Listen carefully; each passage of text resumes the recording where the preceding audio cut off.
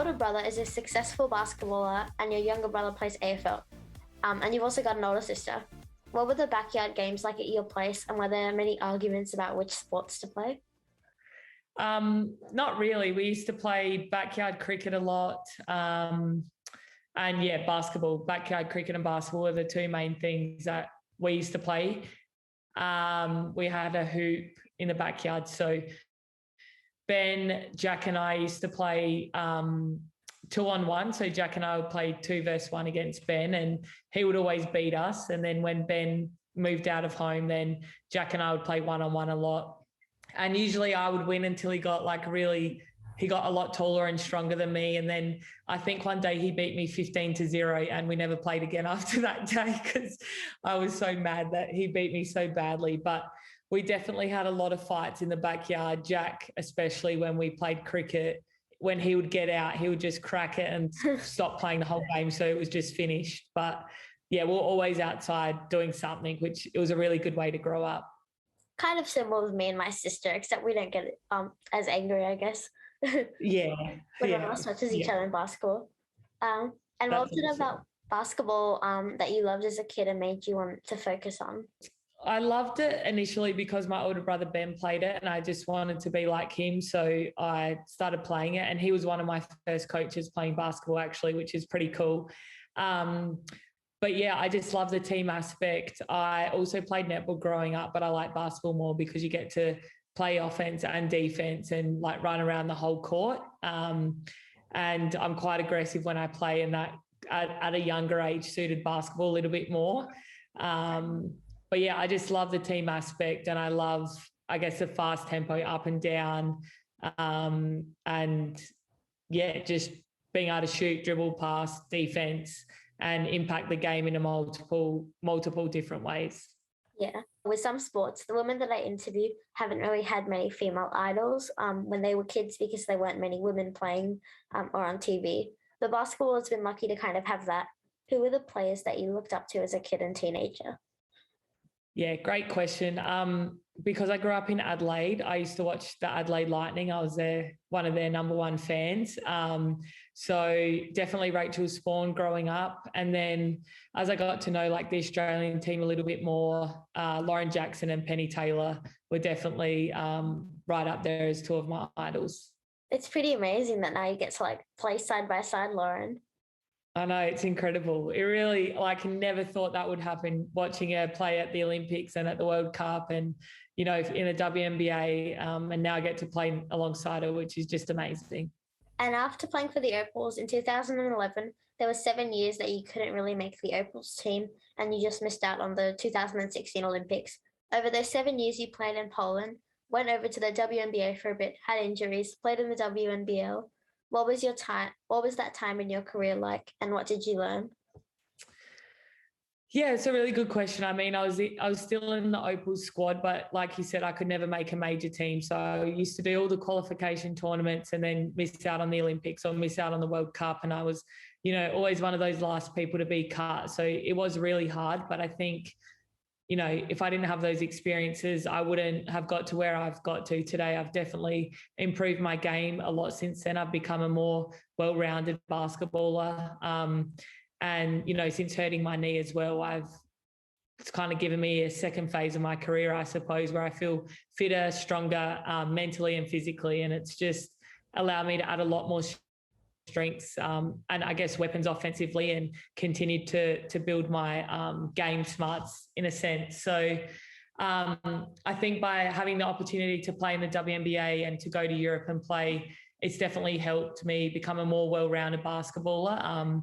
You know, the European style is very team orientated, and then the USA style is very, you know, one-on-one athletic, quick pace. And I think the Australian style is kind of a complement of those two. So when trying to make an Australian team, by having those experiences behind me, I think definitely give me a little bit of an advantage to some of the other players in the squad. And Caitlin George, you and Kayla have known each other since you were about my age. Together, you've won WNBL titles, a World Championship medal, gone to the Olympics, and even played at the same WNBA team. What has it meant to you to have someone go through so many highs and lows with you over the last 20 years? Yeah, it's really crazy. I mean, when we grew up, we never, it was both of our dreams to kind of do all this stuff we've done, and we've both been able to do it. And I think to come back and play at the Boomers this season together and win a championship was, really a dream come true after going to the Olympics together last year. So it has meant a lot, and to be able to do it with such a close friend, and, our families are really close as well. So it means a lot to our parents as well, which is amazing. And so after you represented Australia in 2011, it was another 10 years before you finally made an Olympics team at the age of 30. Who or what kept you being motivated all that time to know that you could do it all? Oh, good question. I think just wanting to be the best basketball player that I could be kind of kept me motivated. And if I was going to make an Australian squad or not, that kind of didn't really become my motivation. My motivation just was to be the best basketballer I could be, and that would land me wherever it did. So, I guess that, but then also my family definitely are my support network, and my partner Taylor. So all of those things combined, I think, all aligned and led me to be able to make the Olympic team, and, a dream come true. But you definitely can't do it by yourself. So it is really important that you have a really good support network to be there for you when you have the disappointments, and to try and help you when you're feeling a little bit unmotivated. But I think the most important thing is to always just try and be your best at whatever you're trying to do, whatever your passion is, and then let the cards fall where they may. Some of the athletes I talk to talk about changing sports when they feel like that they've achieved as much as they've been able to. Was there ever a time where you thought you might not achieve your goals and maybe you should just change sports? Maybe if AFLW was around earlier, I might have thought about that, but definitely not. Like, I love basketball so much. I love, the team aspect. All the greatest really accomplishment I've got out of basketball is all the friends that I've made through it. So definitely not. I still really, really love playing basketball, and as long as I love it this much, I'm going to keep training as much as I do and keep trying to be the best that I can. So no, not for me. I've always just wanted to keep playing and playing. And then when I retire, I'm studying to be a PE teacher. So that's just kind of where I thought my career would go after I stopped playing. And when you received the phone call to say that you were an Olympian for Tokyo, that you would be, after all the injuries and rejections that you've had, what was that moment like for you?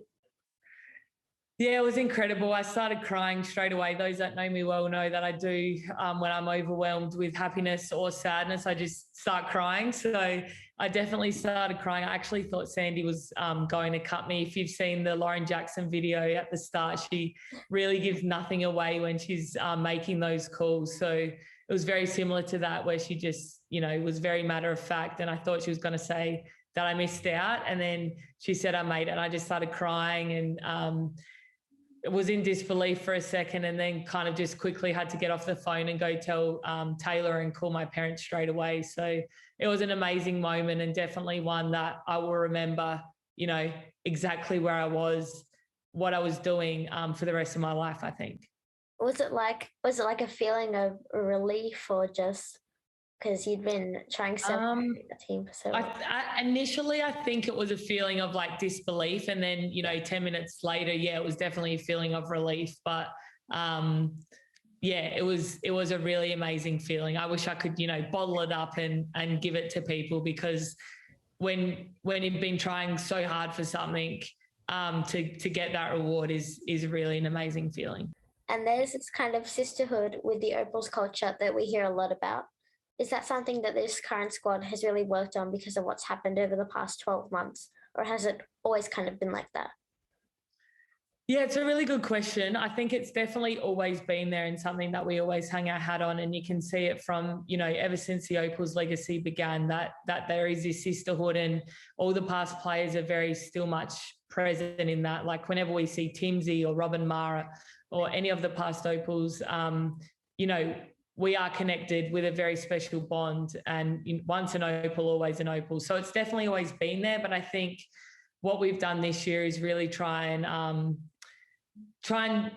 like build some actions so we can see what that means. It really is something special, and we hope, from here on out that there will be no more mishaps, and we'll have a really strong foundation that everyone's going to stick to. And if they don't, then, they won't be on the team. And that's something that I'm super proud of for this group for being able to achieve this year.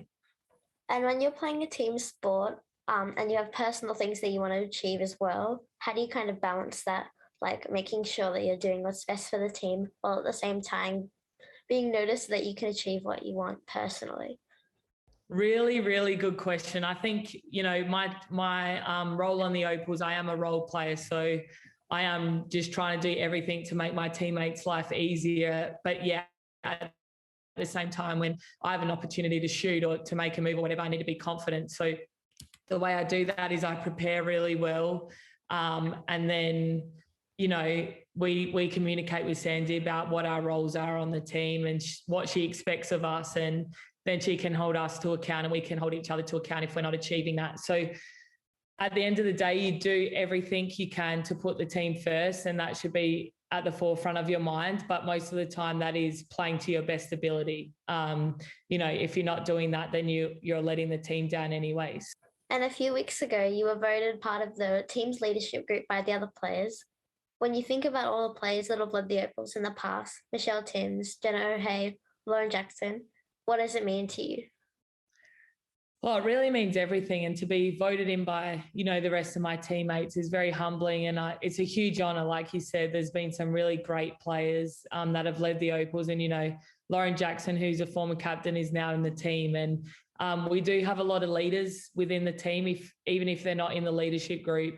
Everyone is a leader on that team, otherwise they wouldn't be there. So as a leader, I just really try and empower everyone to be themselves and to still lead in their own way. And I think that's how we're going to have the most success. But I am very honoured and humbled to be given an official title as a leader, I suppose. And in 2015, going back a bit, you played over in the WNBA for a while before being cut just after a few games. A couple of the younger Opal girls have gone through that recently as well. Have you used your experience to have a chat to some of those girls? I think, yeah, and even the people that miss out on the team, we've all been there. I think that's what has helped make me who I am as a player, is having that disappointment and having that will to just want to be better and prove everyone wrong, and kind of playing with a chip on my shoulder. So that's just what I try and reinforce to anyone that may be going through that. But, you see like Charlotte, Annalie, Alana, they come back and they're doing the same thing. They're just trying to be better. They're trying to prove everyone wrong. So I think it's just when you are like an elite athlete when you are in the Opal squad, like you already have that inbuilt in you. So sometimes people need a reminder, like sometimes I need a reminder, to keep going. And if there were ever a time where I saw one of those that needed it, of course I would try and help them out. And you've also had a lot to do with the girls' basketball at the Melbourne Boomers Academy as a coach and manager. How do you think Australian basketball is doing with helping the next generation? Yeah, I think that is what, the men's team as well, what we do really well is try and leave a legacy to follow and really give back to our community. So I think, basketball is one of the most participated sports in Australia, and I think it's in a really healthy, it's in a really healthy spot moving forward. And someone like Erin Phillips, she came to basketball because there were no pathways for older girls in other sports, but now that's changing. What do you think basketball can do to keep girls in the sport longer and maybe see it as a career? Great question. I think, we need to keep elevating the standards of professionals and what we get paid, and, keep trying to match it with netball and AFLW. So it is enticing for younger girls to keep playing. But the more that, us as role models can get out in the community, and you cannot be what you cannot see. So as much as we can do to, try and inspire the next generation. And I think you mentioned this before, but I read how you think it's really important to have something going on in your life outside of playing sport, and you've done quite a lot of study at uni. Is that something that you've always believed, or has it been more recently as you've got a bit older? Like maybe since you've had injuries, if that's something that you do, like you can make a career for the rest of your life, I guess. Yeah, great question. I think growing up, my parents knew how much I loved basketball, but they also made sure I was doing my best at school. And that's just kind of something that's always stayed with me. So when I graduated school, they told me basically I had to study or get a job as well. So I've always kind of studied in the background and then worked part-time a little bit until basketball paid me enough money where I didn't have to do that anymore. But yeah, I think I play my best basketball when I do have something else going on, which is why I love being the Melbourne Boomers head coach and academy manager. And I'm studying to be a Pilates instructor, and I'm still studying to be a PE teacher. So I'm getting towards the end of my career, and I'm just trying to give myself as many options to try and find something I'm as passionate about as basketball. And that might not just be one thing. So that's why I'm kind of keeping all my options open to make sure I can have a smooth, retirement from basketball, when hopefully not soon, but, maybe in 5 years or whenever that time is, I'm ready. And what's the best piece of advice that you've ever been given?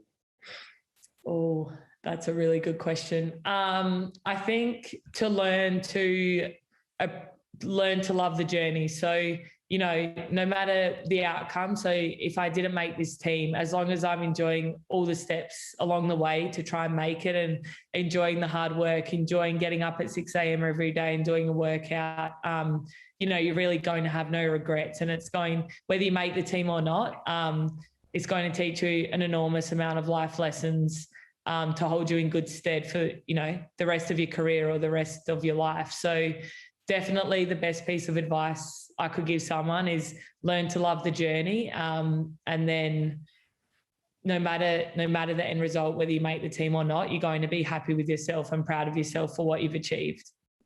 And speaking of advice, what advice would you have for kids playing sport? The most important thing I've learned is to be resilient. So when things don't go your way, don't give up.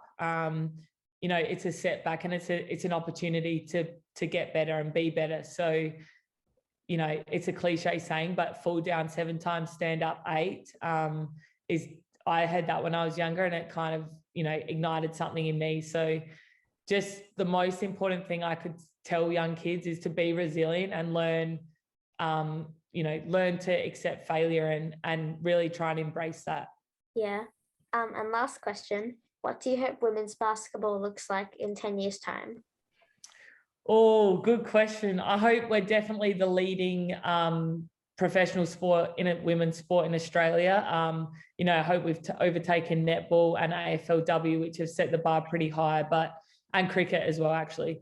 So I hope we can be, right up there, and that young girls today, it can be their full-time job, and 1 through 12 on a WNBL roster are getting paid enough money to do it as a job. And that would just be absolutely amazing if that could happen. Hopefully everyone that wants to play full-time or have it as a career can have that opportunity, but who knows what will happen in 10 years. Absolutely. And I'd also love the Opals to be number 1 in the world. That would be great.